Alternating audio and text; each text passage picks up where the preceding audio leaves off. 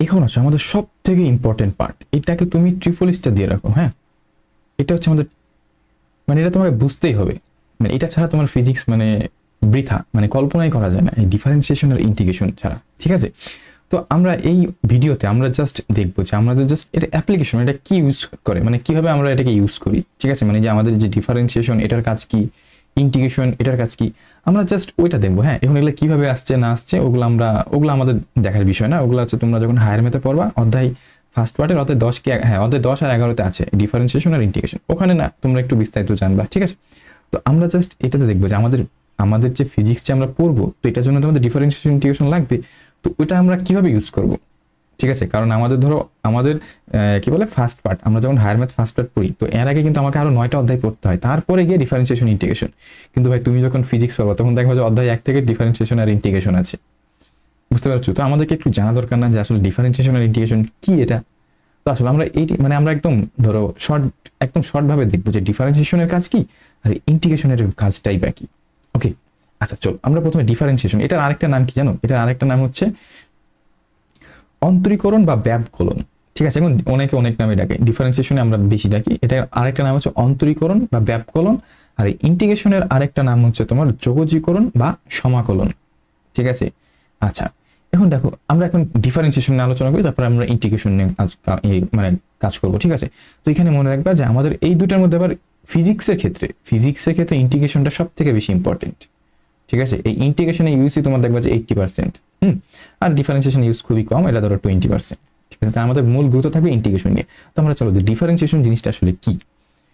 আচ্ছা দেখো, তো নামের মধ্যে আছে না যে ডিফারেন্সিয়েশন মানে ডিফারেন্স কিছু একটা, আমি খুঁজে পাচ্ছি না নাম, মানে মিল খুঁজে পাচ্ছি না।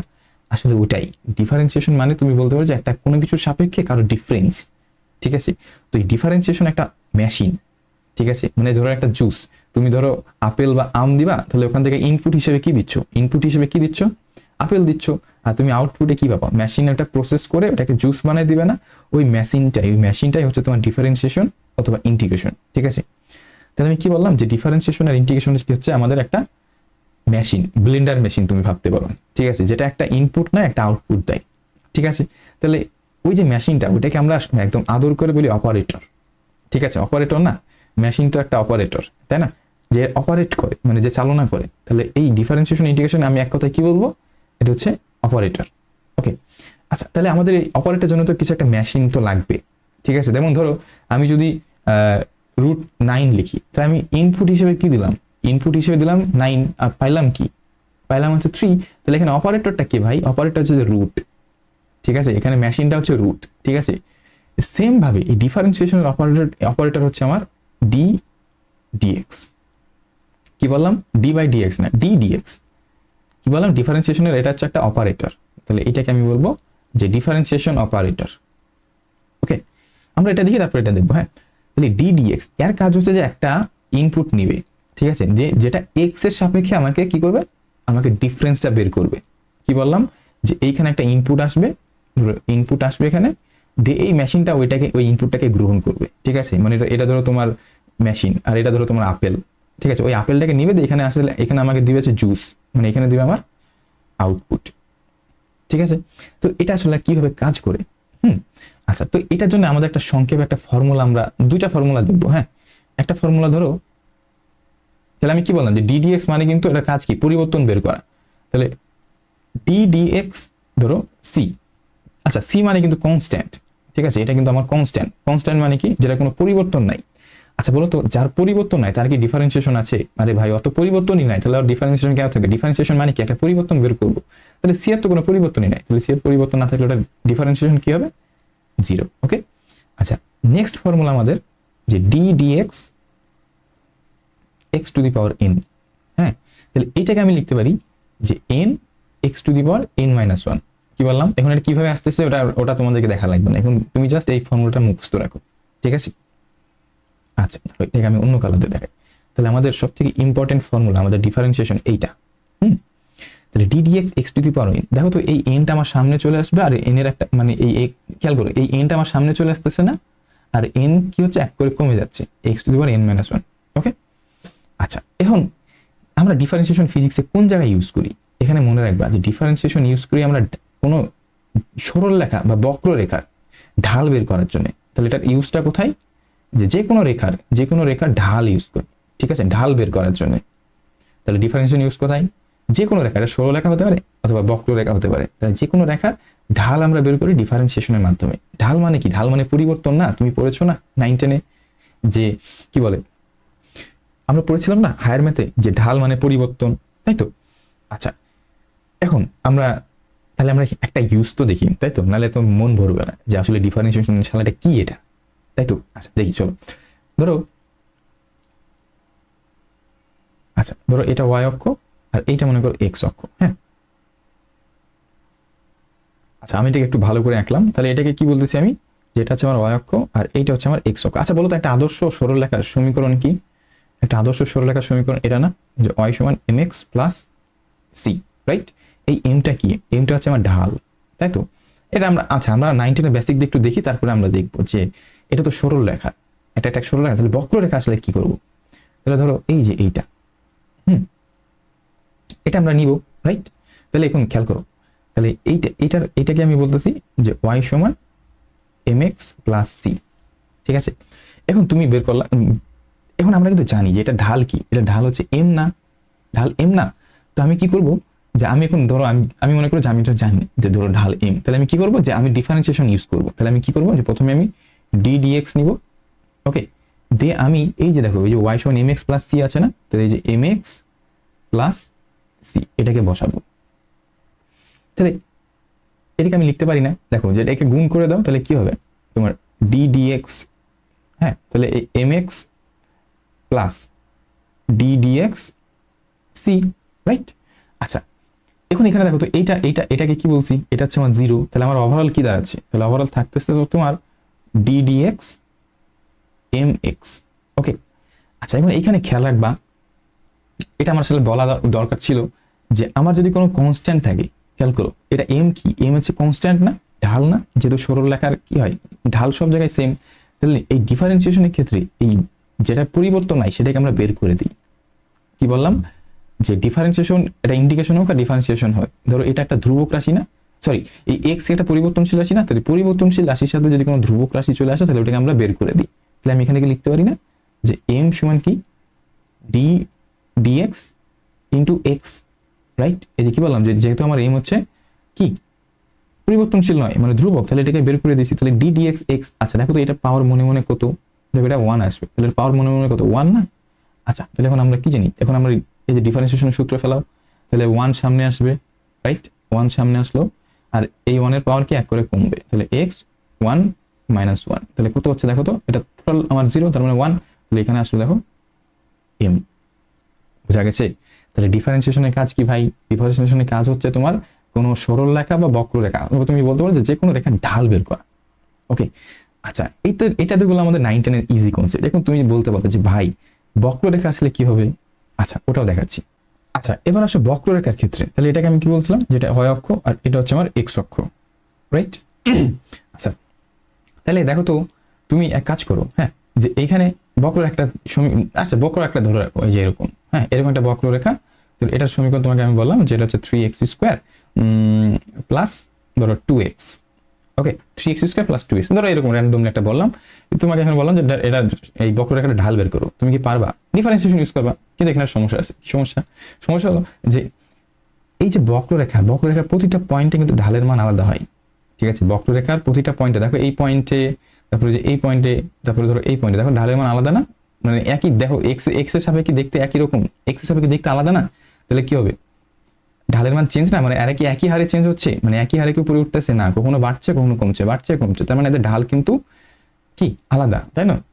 আচ্ছা তাহলে এখন আমি তোমাকে বললাম যে এই ধরো এই 1 আর 2, এই 1-2 বিন্দুতে তোমার ঢালটা বের করো, তাহলে আমি কি করবো, যে এই রেখাকে আমি কি করবো, প্রথমে ডিফারেন্সিয়েশন করবো, তাহলে dy বাই dx, তাই না। তাহলে কি হবে, তাহলে y এর মান বসে দাও, তাহলে y এর মান বসে দিলে 3x স্কোয়ার প্লাস 2x, ওকে।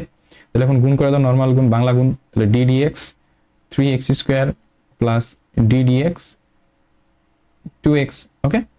তাহলে এখন বলো, একটু আগে বললাম না যে কি বললাম, যে ডিফারেন্সিয়েশন ইন্টিগ্রেশনে যদি এটা কি x হচ্ছে পরিবর্তনশীল না, পরিবর্তনশীল সাথে যদি কোনো ধ্রুবক থাকে সেটা বের হয়ে যায়, ঘাট ধরে বের করে দাও 3, তাহলে ডি ডিএক্স, তাহলে এক্স স্কোয়ার, রাইট? তাহলে এখানে 2 কে ঘাত ধরে বের করে দাও, তাহলে এটা হবে তোমার ডি ডিএক্স এক্স।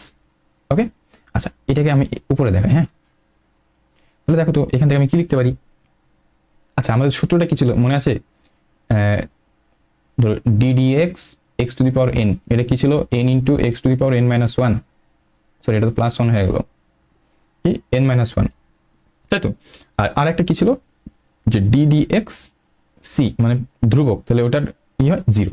আচ্ছা তাহলে এখন দেখো তো এক্স স্কোয়ার, তাহলে এক্স স্কোয়ার, তাহলে দেখো তো এখানে স্কোয়ার বসো, তাহলে আমার কি আসবে সামনে? সামনে 3 আসবে, আর দেখো যেটা পাওয়ার সেটা সামনে চলে আসবে না 2, আর ওটার কি হবে 1 কমে যাবে, রাইট? তাহলে 1 হবে, তার মানে এক্স, তাই তো? মানে 2 আছে না, তাহলে 1 কমে গেলে কি হয় 1, তাহলে 1 তো আমরা লিখি না। আচ্ছা এখন এখানে দেখো তাহলে 2, এখন দেখো তো এক্স এর পাওয়ার কত? 1। আচ্ছা এখন তাহলে এক্স এর পাওয়ার কি 1 কমে যাবে, তাহলে 1 মাইনাস 1 0, তাই তো? তাহলে এখন এখান থেকে দেখো কি লিখতে পারি আমি, যে 3 ইন্টু 2, তাহলে এটা হবে আমার 6x আর প্লাস কি 2, তাই তো? তাহলে এইটা গেল আমার dy বাই dx। আচ্ছা এই লাইনটা মানে কি জানো? এই dy বাই dx এই লাইনটার মানে হচ্ছে যে এই যে বক্ররেখাটা, এই বক্ররেখাটা আমার এই হারে পরিবর্তন হচ্ছে, ঠিক আছে? x এর সাপেক্ষে বক্ররেখাটা এই হারে, এই গড় হারে পরিবর্তন হচ্ছে। ওকে, তো তোমাকে বলছে কি? বলছে যে 1,2 বিন্দুতে, দেখো তো 1 মানে কি x এর মান, y আর 2 মানে y এর মান। দেখো তো এখানে কি y এর কোনো টার্ম আছে? যদি y এর টার্ম চলে আসতো তাহলে তুমি এখানে 2টা বসাতা, তাহলে এখানে আমার এখানে এইভাবে লিখবা যে dy বাই dx। হ্যাঁ, তাহলে এটা হবে তোমার 1,2, তাহলে এখন এই যে 1,2, দেখো এখানে কিন্তু y এর কোনো টার্ম নাই, তাহলে আমি y এর জায়গায় কিন্তু 2 বসাবো, তাহলে এখানে x আছে, তাহলে x এর জায়গায় কি বসাও? x এর জায়গায় তুমি 1 বসাও, তাহলে 1 প্লাস 2, তাহলে এটা হবে তোমার কি 8। ওকে, তাহলে আমার 8 আসলো এই জায়গাটাতে। আচ্ছা এটা অন্য কালারে দেখাই, তাহলে আমার এই যে এই পয়েন্টটাতে আমার কি ঢাল কত? 8। ওকে, মূলত এটা ডিফারেন্সিয়েশনের কাজ ছিল, মানে একদম নর্মালি আমি তোমাকে মাত্র মানে আমাদের যে ফিজিক্স জানার জন্য যতটুকু, ইন্টারের ফিজিক্স জানার জন্য যতটুকু ডিফারেন্সিয়েশন ইন্টিগ্রেশন জানা দরকার ততটুকু কিন্তু বলতেছি। ওকে, এর বেশি না, ওগুলো তোমরা হায়ার ম্যাথে গিয়ে শিখবে। তবে আমাদের যেহেতু আগে থেকে অনেক কিছু আছে ইন্টিগ্রেশন ডিফারেন্সিয়েশনে, তো আমাদের এই জন্য আর কি, হ্যাঁ মানে এই জন্য আমাদেরকে জানা। আচ্ছা এবার চলো আমাদের সব থেকে ইম্পর্টেন্ট এই ইন্টিগ্রেশন। তোমাদের এইটাতে ফিজিক্সে এটার ইউজই হচ্ছে তোমার 80% জায়গায়। ওকে, আর এটার ইউজ মাত্র কত বললাম যে এটার ইউজ তোমার মাত্র 20% জায়গায় এটা ইউজ, তাও এটা জানা দরকার। তাহলে এখন ইন্টিগ্রেশন একদম সহজ, ঠিক আছে? চলো আমরা শুরু করি এটা ইন্টিগ্রেশন। আচ্ছা দেখো তো এটা নামে দেখো ডিফারেন্স নাম আসছিল না, ডিফারেন্স কি বলে ডিফারেন্সিয়েশন থেকে। ইন্টিগ্রেশন মানে কি? ইন্টিগ্রেট করা মানে কি বলে, আমরা কিন্তু কথা কথা বলি যে ইন্টিগ্রেট করতেছি। ইন্টিগ্রেট মানে কি জানো? ইন্টিগ্রেট মানে হচ্ছে একটা ছোট জিনিসকে যোগ করা। তাহলে ইন্টিগ্রেট মানে কি বললাম? ইন্টিগ্রেট মানে হচ্ছে যোগ করা, ঠিক আছে? তাহলে ইন্টিগ্রেশন তাহলে কি বুঝতে পারতেছো কিভাবে? ইন্টিগ্রেশন মানে হচ্ছে ধরো কোনো কিছুকে যোগ করবে, রাইট? কি বললাম? ইন্টিগ্রেশন হচ্ছে কোনো কিছুকে যোগ করা। তাহলে আচ্ছা তাহলে এখানে এটার কাজ কি? ডিফারেন্সিয়েশনের কাজ হচ্ছে আমার কোনো রেখার বা মানে সরলরেখা বক্ররেখার ঢাল বের করা, হ্যাঁ? আর এই ইন্টিগ্রেশনের কাজ হচ্ছে একটা ছোট একটা জিনিসকে নিয়ে বড় করা। কি বললাম? ইন্টিগ্রেশনের কাজ হচ্ছে কি ছোট জিনিসকে বড় করা, ঠিক আছে? ছোট অংশকে বড় করা, ঠিক আছে? এটার আর একটা কাজ হচ্ছে যে আয়তন প্লাস ক্ষেত্রফল বের করা, ঠিক আছে? আয়তন প্লাস ক্ষেত্রফল বের করা আমরা মূলত এটা নিয়ে শিখবো, হ্যাঁ? এই আয়তন প্লাস ক্ষেত্রফলকে আমরা কেমনে বের করি। তাহলে আবার বলতেছি যে ডিফারেন্সিয়েশনের কাজ হচ্ছে ঢাল বের করা, আর ইন্টিগ্রেশনের কাজ হচ্ছে আয়তন ক্ষেত্রফল এগুলা বের করা, হ্যাঁ? অথবা তুমি বলতে পারো যে ছোট অংশকে বড় করা। ওকে, আচ্ছা এবার চলো ইন্টিগ্রেশনে। তাহলে কি বলছিলাম যে ডিফারেন্সিয়েশন একটা অপারেটর, রাইট? তাহলে ইন্টিগ্রেশন একটা অপারেটর, মানে একটা মেশিন, ঠিক আছে? যেটা অপারেট করে। ইন্টিগ্রেশন অপারেটরকে আমরা এই যে এইভাবে চিহ্ন, এইটা ডিএক্স, ঠিক আছে? আচ্ছা এখন এটার অপারেটর এই যে এই জায়গাতে ও কি নিবে? এই জায়গাতে নিবে হচ্ছে ইনপুট, হ্যাঁ? এই জায়গাতে ইনপুট নিয়ে তোমাকে একটা আউটপুট দিবে, মনে থাকবে? আচ্ছা এখন এই ইন্টিগ্রেশনটা আসলে কি? আচ্ছা চলো তাহলে আমরা এই ইন্টিগ্রেশনের কিছু ফর্মুলা আছে, মনে থাকবে? ইন্টিগ্রেশনের ফর্মুলা ধরো, আচ্ছা মনে করো এটা ধরো এক্স, ধরো এক্স, ঠিক আছে? এই দূরত্ব হচ্ছে এক্স, ঠিক আছে? আর এই যে ছোট্ট একটা অংশ, এই অংশটাকে আমি বলতেছি ডিএক্স। ওকে, তাহলে দেখো তো এই টোটালটা কত? আমার টোটালটা হচ্ছে আমার এক্স পরিমাণ। আচ্ছা এই ক্ষুদ্র অংশটাকে আমি কি বলতেছি? ডিএক্স। আচ্ছা বলো তো এই চিহ্নটা মানে কি জানো? এটা হচ্ছে আমার সামেশন চিহ্ন, ইন্টিগ্রেশনের সামেশন চিহ্ন, ঠিক আছে? তাহলে আমি যদি ইন্টিগ্রেশন নিলাম আর কিনবো এই যে ডিএক্স, খেয়াল করো এটা মানে কি ডিএক্স কে যোগ করা।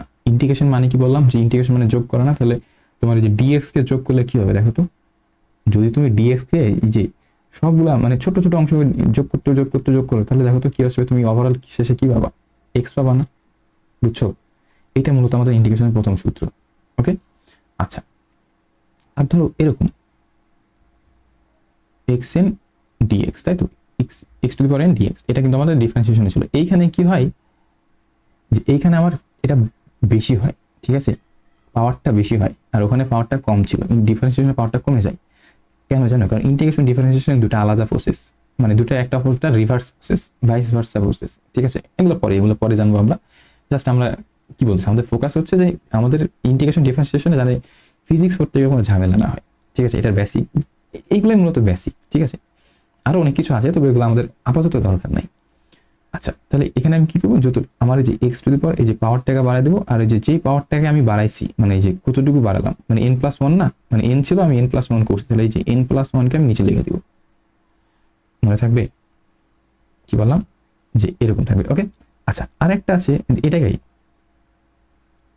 ধরো এখানে এখানে বললাম যে ধরো 2 থেকে 3, ঠিক আছে, মানে এটা হচ্ছে আমার লোয়ার লিমিট আর 3 হচ্ছে আমার আপার limit, lower limit upper limit. তাহলে এখন আচ্ছা এগুলোর কাজ একটু পরে আসতেছে, ঠিক আছে, ডিএক্স, তাহলে আমাদের সেম ফর্মুলাই হবে, এই যে এইটাই হবে, তাই না, X to the power N plus one, আর এখানে কি লিখবো আমরা এন প্লাস ওয়ান, আর এই জায়গাতে তুমি বসাবা যে থার্ড ব্র্যাকেট দিবা, এইখানে দিবা তুমি 2 আর এইখানে হবে আমার 3। আচ্ছা এটা একটু আমরা পরে দেখতেছি, হ্যাঁ, এটা জাস্ট আমি ফর্মুলা হিসেবে লিখে রাখলাম, মূলত আমাদের এই তিনটাই ফর্মুলা, বুঝা গেছে? আচ্ছা এতক্ষণ তোমরা ইন্টিগ্রেশনের মানে ইন্টিগ্রেশন আসলে কি ওটা দেখলাম, তাহলে এটা আমাদের বাস্তব জীবনে কাজটা আসলে কি এটা দেখতে হবে না, এটাতে না, তাহলে এখন আমরা বাস্তব জীবনে আমাদের এটা ব্যবহারটা কোথায়, এটা কিন্তু তোমাকে লাগবে সব থেকে বেশি ইম্পর্টেন্ট। হ্যাঁ, এটা একটু মানে মাথা খাটায় বোঝার চেষ্টা করো, তাহলে দেখবে যে তোমার ফিজিক্সের যে মানে ডেরিভেশন যেগুলো আছে, হ্যাঁ, তোমাদের নিউটনিয়ান মেকানিক্স প্রচুর ডেরিভেশন আছে, সব ইন্টিগ্রেশন দিয়ে করতে হবে। হ্যাঁ, তারপরে ধরো কাজ শক্তি ক্ষমতা, তারপরে মহাকর্ষ অভিকর্ষ থেকে তোমার যতগুলো চ্যাপ্টার আছে সব কিন্তু ইন্টিগ্রেশন দিয়ে করতে হবে। ওকে, আচ্ছা এবার আসো তাহলে আমরা ইন্টিগ্রেশনের যে আমাদের যে বাস্তব জীবনে ব্যবহার ওইটার জন্য আমাদের একটা গ্রাফ আঁকি। হ্যাঁ, আচ্ছা আমরা 9-10-এ পড়ে আসছি না যে কাজ মানে কি, কাজ মানে হচ্ছে বল আর সরণের গুণফল। আচ্ছা তুমি কি এটা জানো যে এই এফ কিন্তু আমার সমবল, সমবল মানে কি, ধরো তোমার 2 সেকেন্ড পরেও যে বল থাকবে, ধরো 5 সেকেন্ড পরেও সেম বলই থাকবে, ঠিক আছে, মানে টাইমের উপর ডিপেন্ড করতেছে না যে বল। তাহলে এই সূত্র কিন্তু আমরা 9-10-এ পড়ছি, তাই না, এবং এটা জানো যে এটা হচ্ছে আমার সমবলের ক্ষেত্রে, ঠিক আছে, তাহলে এইখানে আমার এফটা ছিল সমবলে, তাহলে এই কাজটা কি সমবলের ক্ষেত্রে কৃত কাজ।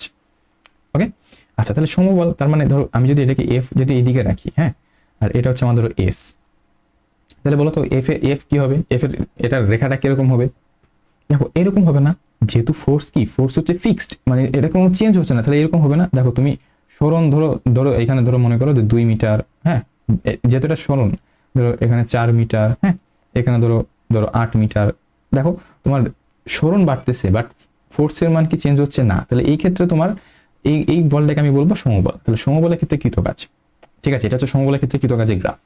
আচ্ছা তুমি এক কাজ করো, যে তোমাকে বললাম যে এই গ্রাফ থেকে তাহলে কাজটা কেমনে বের করবা, এই গ্রাফ থেকে ধরো এখান থেকে তুমি একটা ই টানো, যে এরকম টানলা, ধরো এটাই 8, হ্যাঁ, তাহলে দেখো তো আমার এই অংশটা কি, এই অংশটা এস না, আচ্ছা এই অংশটা কি, এই যে এই দিকটা নির্দেশ করতেছে না, তাহলে এই অংশটা হচ্ছে আমার এফ, তাহলে খেয়াল করো তো, তাহলে দেখো, আচ্ছা এটা পরে লিখতেছি, তাহলে দেখো তো এটা এইখানের এটা তাহলে এরিয়া কি হবে, এরিয়া কি হবে, দৈর্ঘ্য ইন্টু প্রস্থ না, তাহলে দৈর্ঘ্য ইন্টু প্রস্থ মানে কি এফ এস, তাই তো, একই তো কথা।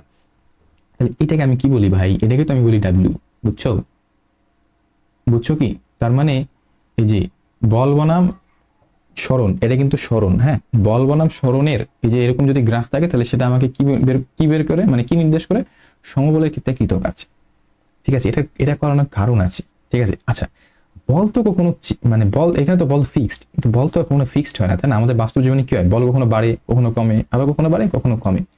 হ্যাঁ, তখন ক্ষেত্রে আমরা কি করব, তখন ক্ষেত্রে আমরা ইন্টিগ্রেশন ইউজ করব, ঠিক আছে। আচ্ছা কিভাবে দেখো, আচ্ছা আমরা এটাকে মুছে দিই। হ্যাঁ, আচ্ছা এবার আমি তোমাকে বললাম যে সমবল না দিয়ে ধরো পরিবর্তনশীল বল বললাম, ঠিক আছে, এখানে বল হচ্ছে পরিবর্তনশীল, মানে এইরকম গ্রাফ মনে করো, হ্যাঁ, যে ধরো এইরকম একটা গ্রাফ, দেখো তো তোমার সরণ চেঞ্জ হচ্ছে, ঠিক আছে। দেখো তো এইখানে কিন্তু তোমার ফোর্স আলাদা, আবার দেখো এইখানে যখন আসো তখন দেখো ফোর্স কিন্তু বেশি হয়ে যাচ্ছে, তাই না? তখন ক্ষেত্রে কি করবা?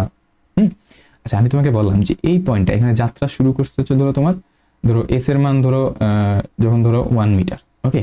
আর এইখানে ধরো এই এই পয়েন্টটা যেটা শেষ হয়েছে ওটাকে আমি বললাম ধরো 5, ঠিক আছে। কি বললাম যে এখানে হচ্ছে 1 হচ্ছে মানে একদম ইনিশিয়াল পয়েন্ট, আর এটা হচ্ছে ফাইনাল পয়েন্ট, আমি বললাম 5। তাহলে এখানে আমি এটাকে বলবো যে এটা হচ্ছে আমার এক্স আই, আর এটা হচ্ছে আমার এক্স এফ, ঠিক আছে। এক্স মানে হচ্ছে সরণকে বুঝাইছি আমি, হ্যাঁ। না তুমি এস আই এস এফ এটা লিখতে পারো, যেটা আমি এটাকে এস ধরছি, আচ্ছা একই কথা, তাই না? এক্স আই এস, তাহলে এক্স আই কি আমার ইনিশিয়াল পয়েন্ট, আর এক্স এফ হচ্ছে আমার ফাইনাল পয়েন্ট, ওকে। তাহলে এই ক্ষেত্রে আমি কাজটা কেমনে বের করবো? তাহলে দেখো তো, তুমি যদি খেয়াল করো, তুমি কি এই বক্ররেখার কি তুমি বের করতে পারবা, ক্ষেত্রফল বের করতে পারবা? তুমি তো সরলরেখার ক্ষেত্রফল, আমরা তো সরলরেখার ক্ষেত্রফল ইজিলি বের করতে পারি।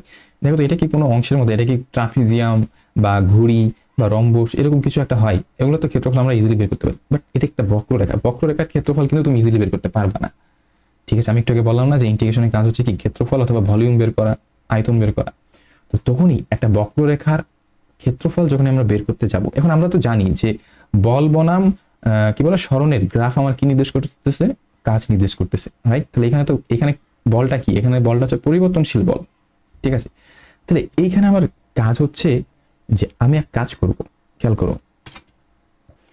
আচ্ছা, আমি তোমাদের বোঝার সুবিধাতে এই এস সরাই এক্স ই লিখি, যেহেতু আমি এখানে এক্স এক্স এক্স আই লিখছি না, তাহলে আমি এসটাকে সরাই এক্স লিখি, হ্যাঁ। আচ্ছা, এখন আমি কি করব, যে আমি এখানে ছোট্ট একটা পয়েন্টকে আমি সিলেক্ট করব, ঠিক আছে। এই যে ছোট্ট একটা এই পয়েন্ট, আর ধরো একদম ছোট্ট একটা পয়েন্ট, দেখো তো এরা সেম না, একদম কাছাকাছি, দেখো তো সেম মনে হচ্ছে না? মনে হচ্ছে না যে এরা হচ্ছে সমবলের মতো, ঠিক আছে। তাহলে এটাকে আমি এখানে যুক্ত করে দেবো, হ্যাঁ। খেয়াল করো, আমি যে এই পয়েন্টটাকে এখানে যুক্ত করে দিলাম, ঠিক আছে। তাহলে একটু আগে তোমাকে কি বললাম যে ভাই, যে ধরো এটা হচ্ছে একটা এক্স, ঠিক আছে। তাহলে আমি এখানে কি করবো, আমার এটা ইন্টিগ্রেশনের সাথে যদি আমি বের করতে যাই, তাহলে আমাকে ছোট্ট একটা পয়েন্ট চিন্তা করতে হবে, ঠিক আছে। এই ছোট্ট একটা পয়েন্টকে আমি বললাম যে ডিএক্স, ওকে। ডিএক্স নিব, যখন এটাকে আমি যদি ধরো ইন্টিগ্রেট করে দিই, তাহলে আমি কি পাবো, ডিএক্স কে ইন্টিগ্রেট করা মানে কি সবগুলো ডিএক্স এ যোগ করা না, ছোট্ট ছোট ডিএক্স কে যোগ করা, তাহলে আমি পাবো কি এক্স। সেম ভাবে এখানেও এটাই হবে, আচ্ছা বলতো, এটা এক্স ছিল না, তাহলে আমি ছোট্ট একটা অংশকে এখানে আমি কি বলবো, যে এটা হচ্ছে আমার ডিএক্স, ওকে। আর এইখানে দেখো, এইখানে বল, এখানে ধরো ফোর্স, তাহলে এইখানে ফোর্সকে আমি বললাম যে ধরো, এইখানে ফোর্সকে আমি বললাম যে F1, যেটা আমার ধ্রুব বলের কাছাকাছি, ঠিক আছে। এইখানে আমি করব যে, এখন দেখো তো, তাহলে এই যে ছোট্ট এই যে এই পোর্শনে, আচ্ছা আমি এটা এই কালার দিয়ে দেখাই, যে আমার এই যে এতটুকুর মধ্যে, এই যে এতটুকুর মধ্যে খেয়াল করো, এই এতটুকুর মধ্যে তাহলে কাজ কত, তাহলে আমার ক্ষুদ্র পরিমাণে কাজ হয়েছে না, তাহলে ওই কাজটা কত, F1 dx, right.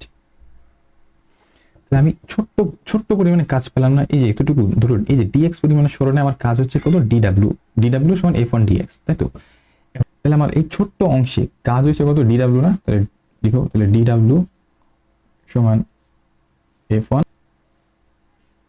dx, right.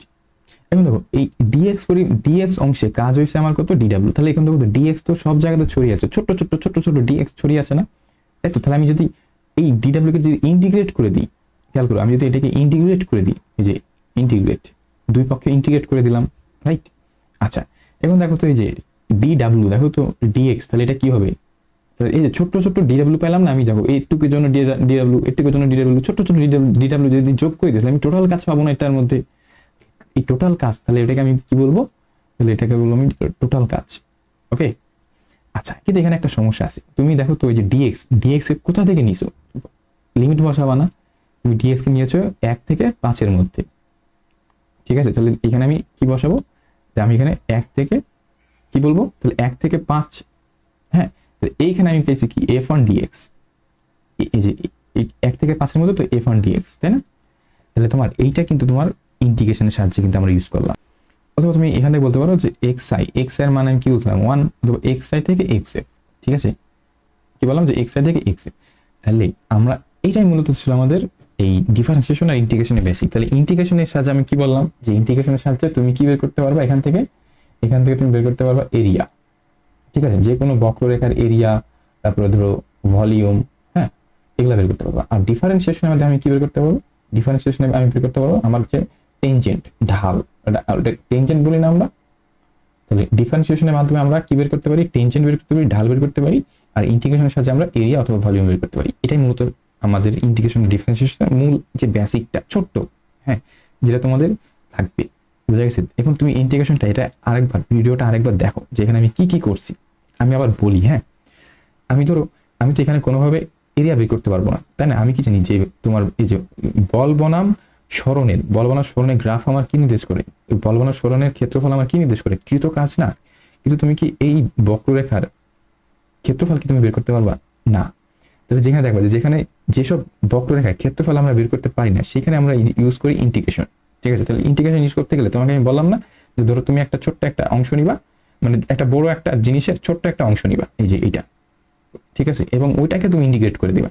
তাহলে দেখো তো, তাহলে ছোট্ট একটা অংশ আমি স্লাইস করলাম ডিএক্স, ওকে, তাহলে ডিএক্স, তাহলে এখানে বল আমি কি ধরছি F1, তাহলে এই ছোট্ট অংশের কাজের পরিমাণ কত, ডিডব্লিউ সমান F1 ডিএক্স। ঠিক আছে? তাহলে এই এর মধ্যে ডি কি আছে, ডিডব্লিউ সমান F1 ডিএক্স। তাহলে তো এই অংশ তো অনেকগুলো আছে, তাই না? এই যে অনেকগুলো আছে না, এরকম অনেকগুলো আছে না, এই যে ধরো এরকম, ঠিক আছে, এরকম অনেকগুলো ডিডব্লিউ, মানে এই যে এখানে এটাও একটা ডিএক্স, ওকে, এটাও একটা ডিএক্স, এরকম ডিএক্স কতগুলো আছে, অনেকগুলো আছে না? তাহলে সবগুলা ডিএক্স আমার কাজকে আমি কি বলতেছি, ছোট্ট একটা অংশ ডিডব্লিউ না, মানে প্রতিটা ডিএক্স এর জন্য কাজ হচ্ছে ডিডব্লিউ। তাহলে সবগুলোর জন্য কাজ আমার কিভাবে বের করবো, ইন্টিগ্রেট করে দেবো। মানে একটা ডিডব্লিউ কে আমি ইন্টিগ্রেট করে দিলে আমি কিন্তু ওভারঅল কি পাবো, ডাব্লিউ পাবো। বোঝা গেছে? এবং তোমাকে কিন্তু ওখানে লিমিটটা লাগবে, লিমিট কোথা থেকে, 1 থেকে 5 এর মধ্যে, বা এক্স আই থেকে এক্স এফ এর মধ্যে। মূলত এটাই ছিল আমার ডিফারেন্সিয়েশন আর ইন্টিগ্রেশনের বেসিক। ঠিক আছে?